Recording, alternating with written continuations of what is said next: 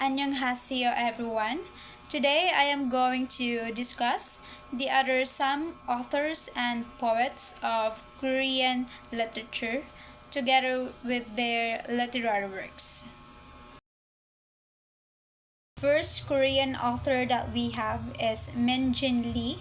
She was born on November 11, 1968, and she is a Korean American author, and she is also a journalist in Harlem, New York City. She is also best known for writing entitled Free Food for Millionaires that was published on 2007, and her story Pachenko that was published on 2017. This Pachenko, it is a book that explores the lives of Korean family living in Japan over several generations. Later on, I will further discuss this story to better understand. Most of the writings of Min Lee, it delves into themes of identity, immigration, and the pursuit of the American dream. Moreover, her story Pachenko received a critical acclaim and was a finalist for the National Book Award. Now let's have the overview of the story of Pachenko. So this tells the powerful story of a Korean family living in Japan, again, spanning multiple generations and capturing the highs and lows of their lives that explores themes of identity, resilience, and the pursuit of belonging. So here's the summary of the story. The story begins with Sonja, a young Korean girl who falls pregnant after a brief affair with a wealthy married man. So basically, Sonja had already a partner. At the same time, she had an affair that turns out she became pregnant. Then here comes a kind, sickly minister, which is named Isaac, her partner, offers to marry her and take her to Japan. So here, I don't know if the man knows she's pregnant because it doesn't stated in the book, but I think he knows. Anyway, Sonja accepts the marriage, leaving her homeland and family behind. Then fast forward in Japan, Sonja and Isaac face discrimination and poverty as Koreans. Why? Based on my research, there is a colonialism happened. That's why Koreans face some discrimination. Wherein Japan ruled Korea from 1910 to 1945. And during this time, Koreans were treated as second-class citizens and subjected to various forms of discrimination and exploitation. So going back, regardless of what they experience, they still work hard to build a life for themselves and their children. As the story progresses, there's a tragedy happened when Isaac dies, leaving Sonja to raise their two sons alone. So they had already two sons named Noah and Musasu. So she raised them by herself. But she finds solace in the care and support of Isaac's brother, which is Yusuf, and his wife Kyung-hee. So they helped and supported Sonja to take care her two sons. However, the family struggles to make ends meet because they face some financial struggles, and Sonja takes in borders to help with the finances. And despite their hardships, they remain close knit and supportive of each other. Then the story shifts to focus on Sonja's sons, which is Noah and Mujasu. So Noah is the elder son who faces discrimination and bullying due to his mixed heritage or mixed background because he is a Korean at the same time Japanese. But Noah is a bright student, but he feels the weight of being an outsider. On the other hand, Mujasu takes up Pachenko. So Pachenko, it is a popular Japanese gambling game to support the family. So as Mujasu always play the game, he becomes skilled at it and eventually opens his own Pachenko parlor.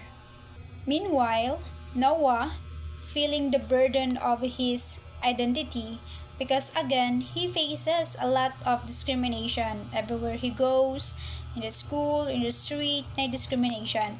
That's why he seeks to escape his Korean heritage by changing his name and moving to Nagasaki.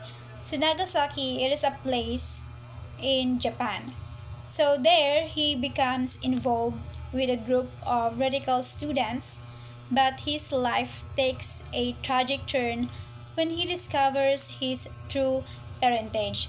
Because again, Noah is a child of the affair of her mother, Monisu Noah. So, unable to cope with the revelation, he commits suicide, leaving his family devastated. As the story progresses, Mujasu's Pachenko business flourished. So, nilambo ang business ni Mujaso that provides financial stability for the family. So, because of the Pachenko business of Mujaso, na arang-arang ang ilang kinabuhi. And Sonja, on the other hand, she's now a grandmother who still continue to support her family. Her younger son, Mujaso, marries a Korean woman and they have a daughter, which is Solomon, who becomes the focus of the next generation. So the next part of the story, it's focus on the daughter of Mujasu, which is Solomon. So despite the discrimination and hardships they face as Koreans in Japan, the family members display resilience and determination, in which they work hard, support each other, and strive to create a better future, not just for themselves, but also for their children. And the pachinko parlor of Mujaso, it is a symbol of their struggle and survival that becomes a source of pride and stability of their family. And it is true that because of pachinko, it made their lives better. Because sa una, they experienced poverty. Sa experience pa lamang sa mama, they experienced discrimination, poverty, and now, as pachinko evolved, they had already an income that made them to have a financial stability. In the final part of Pachinko, Solomon, which is the daughter of Majaso and the granddaughter of Sonja, grappling with her identity as a Korean Japanese. So she also experienced what her family experienced. Like she faces prejudice and discrimination both in Japan and Korea as she tries to navigate her dual heritage. But despite the challenges, Solomon remains connected to her roots, visiting Korea and learning about her family's history. So the novel ends with Solomon reflecting on her family's journey, acknowledging their sacrifices and resilience. So through their struggles, the family has preserved their identity and forged a sense of belonging, leaving a lasting legacy for future generations. So the story of Pachinko, it is a powerful exploration of identity, belonging, and the enduring strength of family ties. So the lesson that we can get in this story is, of course, resilience and the importance of family. Like, despite facing discrimination, poverty, and personal tragedies, Sonja and her family work hard to support each other, and build a better life. So ultimately, it teaches that enduring strength, love, and support within a family can help us to navigate life's challenges and preserve a sense of identity across generations. Now we have the second author, which is Wang Son-mi. She is a South Korean author and professor who is best known for her fable entitled The Hen Who Dreamed She Could Fly, which has also been made into a successful animated film in South Korea, which is entitled Leafy, A Hen into the Wild. So Sunmi Wang, she is a beloved writer in South Korea, where she has won many awards and published more than 40 books enjoyed by adults and children alike. Now let's have the overview of one of the famous work of Wang Sonmi, which is The Hen Who Dreamed She Could Fly. So it is a small novel written in 2000 by the South Korean writer and professor Sonmi Wang, a book often compared to Animal Farm and Charlotte's Web. So if you are familiar with the story of Charlotte's Web, it also talk about animals. So it is an allegory that explores a great variety of existential themes like life and death, motherhood, freedom and choice, happiness, racism, tradition versus modernity, empathy, and love. So here's the summary of the story. The story begins in a sunny farm. There lived a hen named Sprout. So Sprout was not just any hen. She had big dreams. She wanted to escape her small enclosure, walk freely in the yard, lay her own eggs, and watch her little chicks hatch and grow. But there was a problem because the humans who took care of her always took away her eggs as soon as she laid them, leaving her feeling sad and trapped. One day, Sprout decided she wouldn't lay any more eggs.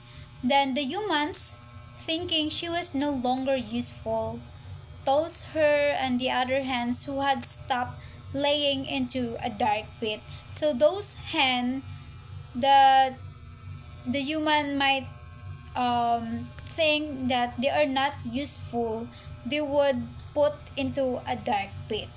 So in a dark pit, there was a sneaky whistle was watching her, hoping she would be his next meal.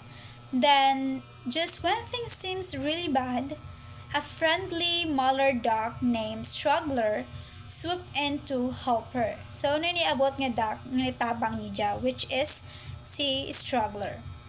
But he led Sprout to a safe barn where she could stay for a while. But the other animals in the barn weren't very welcoming. And the next day, they made her feel unwelcome. So Sprout left. Sprout ventured outside where she learned to find food on her own. She lived a free and adventurous life, which was quite unusual for a hen. One day, while exploring, Sprout stumbled upon a freshly laid egg. Her heart filled with love, and she decided to sit in it to help it hatch. Struggler, her duck friend, came by to help her with food during this time. After a while, the egg hatched and out came a little bird. Sprout thought it looked like a strange chicken, but it was actually a duckling, and she named him Baby. Soon after the birth of Baby, Sprout took Baby back to the farm. But when she learned he was a duckling, the other animals laughed at her. This time, though Sprout didn't let their teasing hurt her feelings. As time passed, Sprout found it hard to let Baby go. They were very close, but Baby began to discover his own world. He learned how to swim and catch fish, which made him different from Sprout. This difference began to create some sadness between them, especially as Baby grew up and Sprout called him Greentop, after the color of his feathers. One day, Greentop told Sprout he wanted to join the other ducks at the farm. This made Sprout heartache, but she loved him enough to let him go for his happiness. However, when Greentop returned to the farm, it didn't go well at all. But in the end, he grew strong and confident, and Sprout felt a sense of pride watching him become who he was meant to be. So, the story of Sprout teaches us about dreams, friendship, and letting go, showing that love can help us grow even when it's hard. Now, let's have the poets. First, we have Kuun. He was born in Jonsansi, Jeollabuk-do. So he is a South Korean poet, writer, and also an activist whose works have been translated and published in more than 15 countries. And he had been imprisoned many times due to his role in the campaign for Korean democracy, and was later mentioned in Korea as one of the front runners for the Nobel Prize in Literature. So one of the famous poem of Kuon that I chose is entitled Road. So as you can read the poem, it talks about life being like a journey without a clear path. Like there's no set road to follow. But I think that's okay because it means there's hope for the future. Even though it feels a little scared and unsure, we know that we can create our own path as we go along. In the poem, the speaker also realizes that life isn't just about the past, it's about everything, including what might happen in the future, even if it's scary. And it also says that darkness is just the absence of light, and that even in the unknown, there's still hope. That's why he decides to make his own way, and as he does, he finds that there is a path, and it leads to a future full of responsibilities. The last poet that we have is Kim Soo-wol, whose real name was Kim Jong-sik. He is one of the most prominent and beloved poets in Korea, and he is commonly called by his pen name, Soo-wol. So his pen name Soo-wol, he used this for his published works.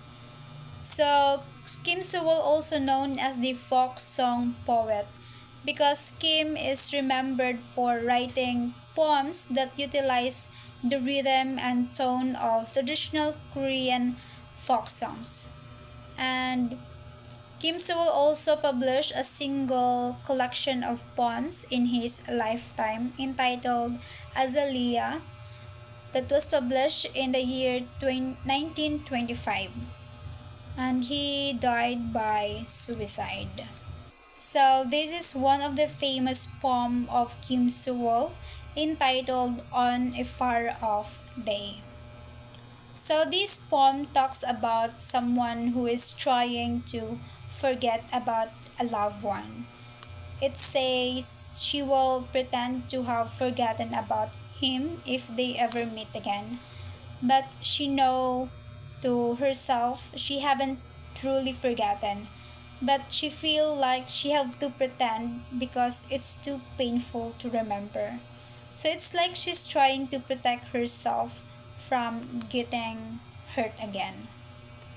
like something protecting her peace. Now let's have my chosen literary piece entitled I Thought It Was Okay for Mothers to Do That.